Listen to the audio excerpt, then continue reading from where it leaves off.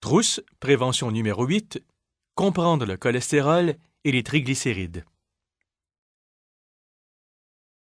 Bonjour, je vous souhaite la bienvenue à cette séance de gestion du mode de vie donnée dans le cadre de ce programme.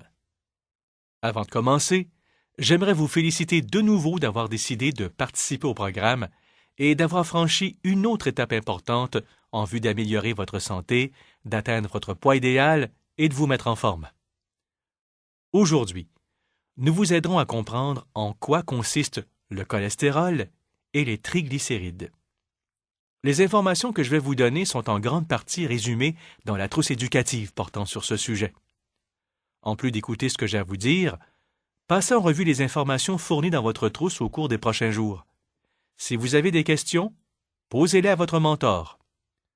Tout comme le tabagisme, l'hypertension artérielle, l'inactivité physique et l'obésité, l'hypercholestérolémie, un taux élevé de cholestérol, est l'un des 5 principaux facteurs de risque de la maladie coronarienne.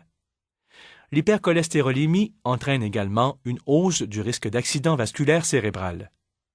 L'hypertriglycéridémie, un taux élevé de triglycérides, un autre type de lipide présent dans le sang, contribue également à l'apparition de maladies cardiaques. Le cholestérol est une substance molle, blanche et soyeuse, fabriquée dans le foie et présente dans les cellules de l'organisme. Puisque le cholestérol ne peut se dissoudre dans le sang, il doit se lier à une protéine pour se rendre jusqu'aux cellules. Une lipoprotéine est le résultat de la combinaison du cholestérol et d'une protéine. 2 principaux types de lipoprotéines circulent dans le sang. Les lipoprotéines de basse densité, ou LDL, correspondent au mauvais cholestérol, puisqu'elles transportent le cholestérol dans les artères coronaires et les autres artères et ont tendance à coller aux parois et à former de la plaque. Comme aide-mémoire, pensez que les lipoprotéines de basse densité sont de basse qualité et sont donc mauvaises pour vous. Les lipoprotéines de haute densité, ou HDL, correspondent au bon cholestérol, puisqu'elles aident à éliminer le mauvais cholestérol dans vos artères coronaires et les autres artères, ainsi qu'à prévenir l'accumulation de plaques. Comme aide-mémoire, pensez que les lipoprotéines de haute densité sont de haute qualité et sont donc bonnes pour vous. Les triglycérides sont un autre type de lipide présent dans le sang qui contribue au développement de la maladie coronarienne. Un taux très élevé de triglycérides peut également causer une inflammation du pancréas, état extrêmement dangereux.